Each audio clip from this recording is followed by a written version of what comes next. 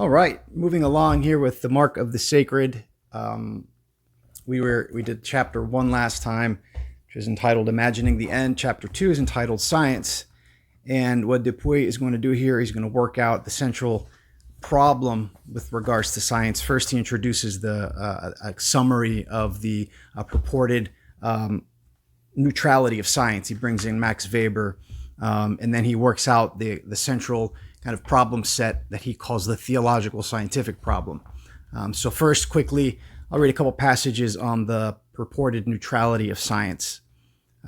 He says here, anyone who wishes to think intelligently about political dimension of science owes it to himself to read a pair of lectures delivered by Max Weber. The first in the height of the First World War and the second immediately afterwards. They have long been available in both French and English in one volume. The first lecture, Wissenschaft als Beruf, Science as Vocation, is generally remembered for its enunciation of the principle of axiological neutrality, according to which science is quote-unquote value-free. This is the main critique that is going to be levied here against Weber from Dupuy. Later on, he says, taking the two lectures together, though only by oversimplifying it to an outrageous degree, the lesson can be drawn that science is morally neutral and that public policy in scientific and theological and technological matters is for politicians alone to decide. That is the summary of Weber's two papers there. He continues here. No matter how far Weber may himself have believed these claims, often ascribed to him still today, they were utterly discredited by other German thinkers in the years leading up to the Second World War. In the wake of this catastrophe, still more cataclysmic, and then the first, it was no longer possible to assert the neutrality of science or to absolve it of all responsibility in relation to politics. This is the key sentence here. Science does indeed decide, but in the same way that a collective and anonymous mechanism, a subjectless process, decides blindly and thoughtlessly. This is the point Heidegger's aphorism, quote unquote, science does not think. Far from being value-free, science has a purpose, namely to fulfill the promise of Western metaphysics. Another of Heidegger's aphorisms has remained no less famous, quote, cybernetics is the metaphysics of the atomic age, end quote.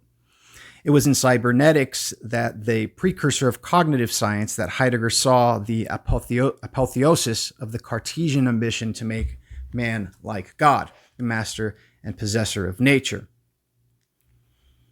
And he has a quote from Heidegger here, but he says, one is not obliged to follow Heidegger, of course. I shall not do it here. But it should be noted that Weber's reasoning on this point is more subtle and complex than is generally realized, particularly with regard to the role of science in bringing about, quote, the disenchantment of the world.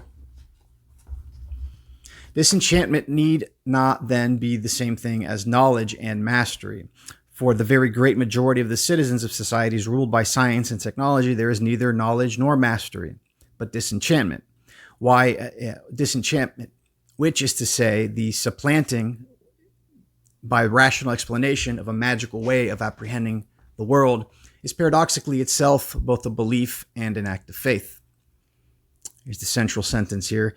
The mistaken claim that science and technology are no more than neutral instruments in the service of a will that is wholly political in nature is indissociable from what I call the theological scientific problem. Again, he is articulating the central problem he's going to be working out here. He says here, I should like to pose two questions of my own, which together make up the theological scientific problem. The first asks whether a purely immanent science is possible, which is to say a science that limits itself to stating facts while remaining indifferent to values. The second asks whether science can, or indeed must, aim at being a purely operational or functional form of knowledge, having renounced once and for all the task which it leaves to philosophy of giving meaning to the world. So more on the theological scientific problem. Dupuy here brings in the philosopher of science, Dominique Lecour, who he's going to critique. His main kind of point against him is here. He says, reconceiving technology and science as such, which is to say in purely positivist or scientistic terms, stripped of all metaphysics and ideology, is exactly what I claim to be both impossible and, in our present predicament, futile.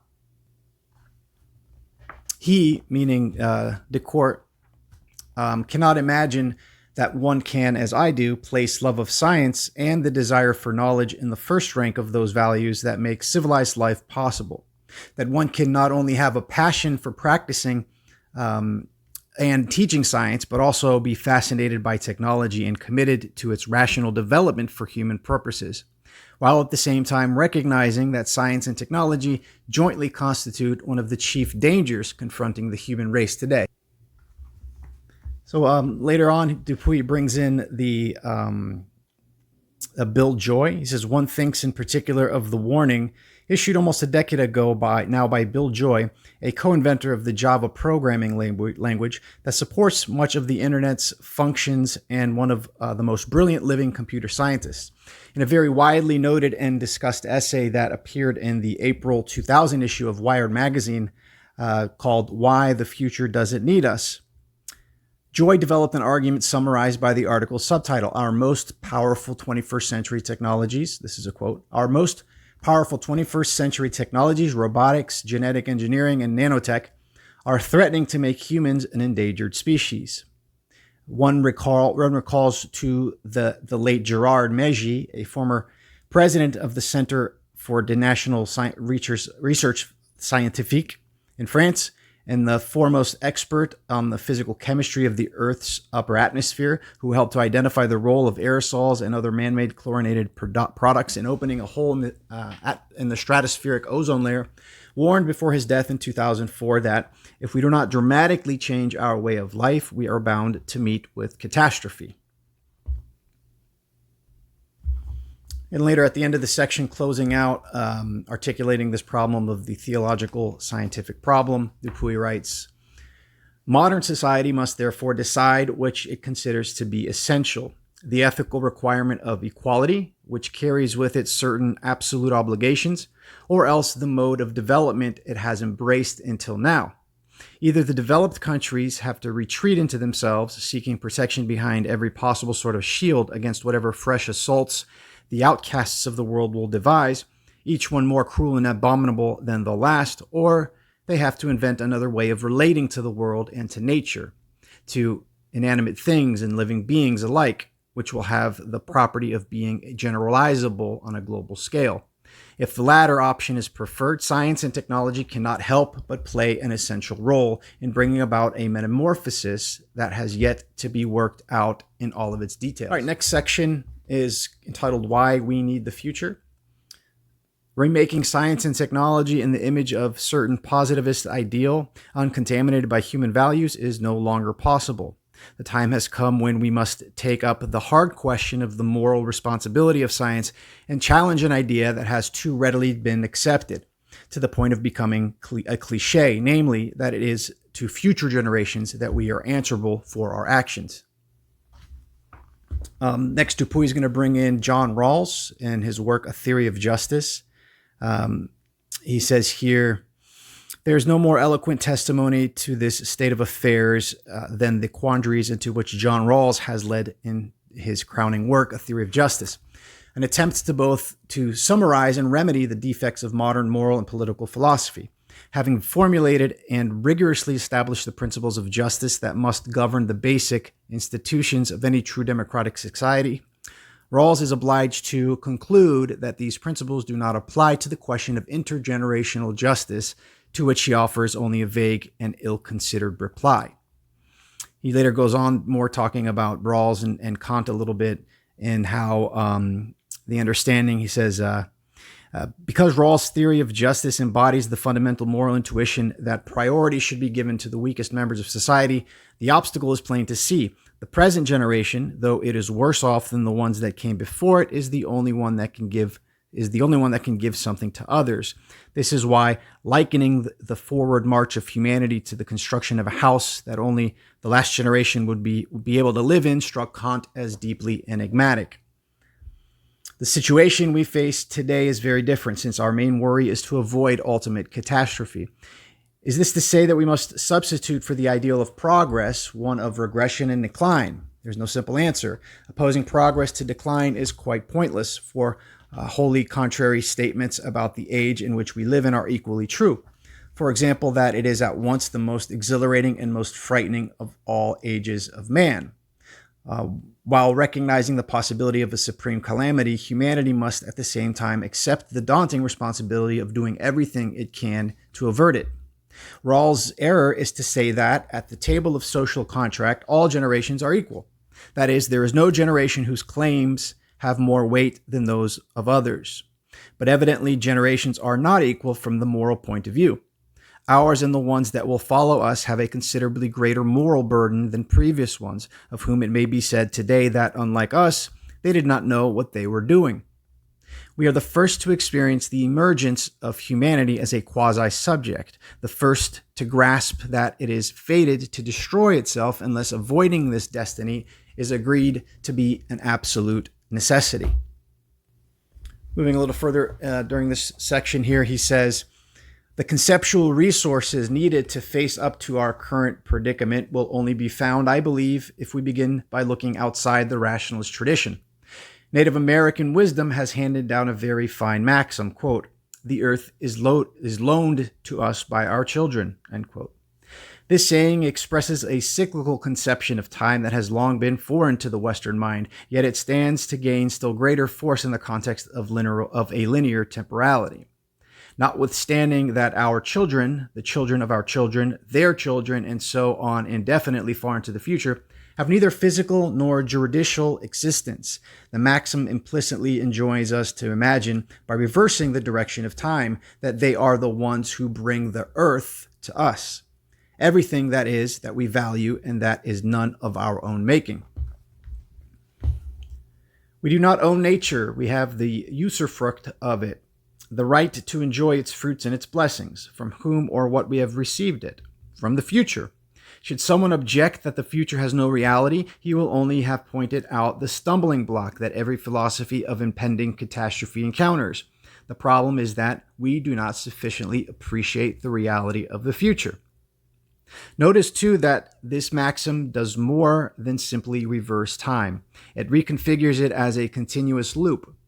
When we project ourselves into the future and look back upon the present in which we live, the imaginative act of splitting apart and then reuniting the present and the future has the same logical form as conscience. Through this act, it becomes possible to establish a reciprocity between present and future. The future may have no need of us, but we very much need the future, for it is what gives meaning to everything we do. All right, next section in the book is when technologies converge. He writes here, how then do we account for the fact that science has become so risky an enterprise that some of the world's most distinguished scientists consider it to constitute the chief threat to the survival of humanity? This question must now be regarded as taking precedence above all others. Many philosophers reply to it by saying that Descartes' dream of putting man in the place of God as the master and possessor of nature turned into a nightmare, with the result that mastery is now itself in urgent need of being mastered. And this is the central theme here, the central paragraph here. He says, I fear that they have not the least understanding of what is really at issue. They fail to see that the technology now taking shape at the intersection of a great many fields aims precisely at non-mastery. I repeat, the engineer of tomorrow will be an apprentice sorcerer, not by negligence or incompetence. He will be only deliberately. He'll be one deliberately. He will begin by imagining and designing complex organisms in the form of mathematical models, and will then try to determine by systematically exploring the landscape of their functional properties which behaviors they are capable of subordinating. In adopting a quote-unquote bottom-up approach of this kind, he will be more an explorer and an experimenter than a builder. His success will be measured more by the extent to which these creatures surprise him than by their agreement with a set of pre-established criteria and specifications. Fields such as artificial life, genetic algorithms, robotics, and distributed artificial intelligence already display this character. In the years ahead, the aspiration to non-mastery threatens to reach fruition with the demiurgic manipulation of matter on the atomic and molecular scale by nanotechnologies. Moreover, to the extent that the scientist is now likelier to be someone who, rather than seeking to discover reality independent of the mind, investigates instead of properties of his own inventions, more as a researcher in artificial intelligence, one might say, than a neurophysiologist, the roles of engineer and scientist will come to be confused and ultimately conflated with each other. Nature itself will become what humans have made of it, by unleashing in it processes over which, by design, there is no mastery. Further down this section of the chapter, he introduces a few associations that have to do with nanotechnology and these types of technologies. Here he writes, June 2002 announced a vast interdisciplinary initiative generously supported by federal funding called Converging Technologies for Improving Human Performance. This program is better known by the acronym NBIC, for the convergences it envisages will bring together research in nanotechnology, biotechnology, information technology, and cognitive science, assessing the many implications, economic, social, political, military, cultural, ethical, and metaphysical of these technologies so far as their development may be foreseen, obliges us to consider the problem of risk. It goes without saying that any normative evaluation of converging technologies must give risk its rightful place, neither more or less.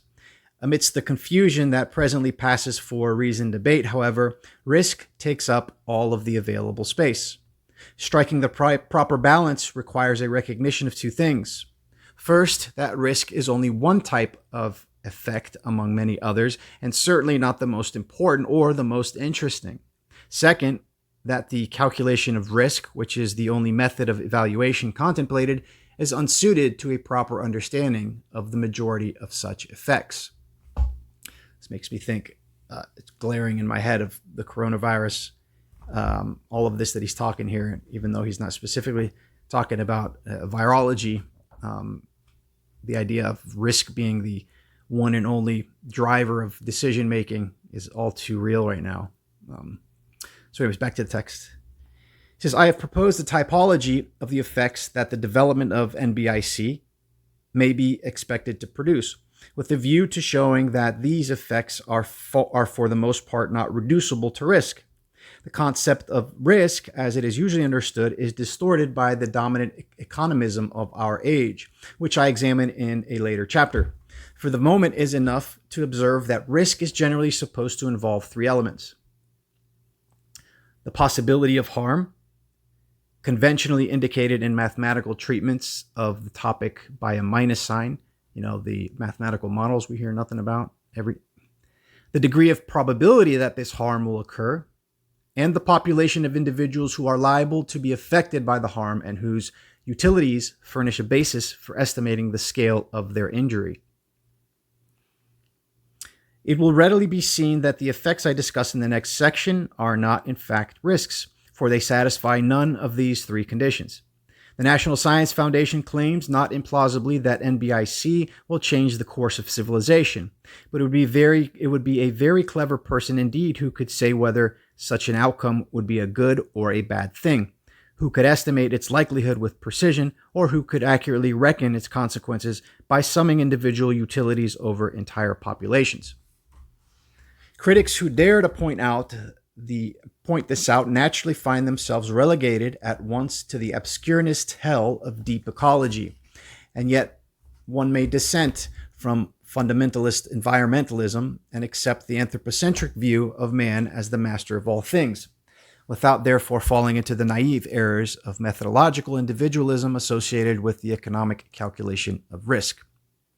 Between these two positions, there is ample room for a rigorous and original normative approach to be developed. All right, I'll stop there. The next section that we'll go over is entitled Beyond the Obsession of Risk, and then we'll go from there. Thanks for listening.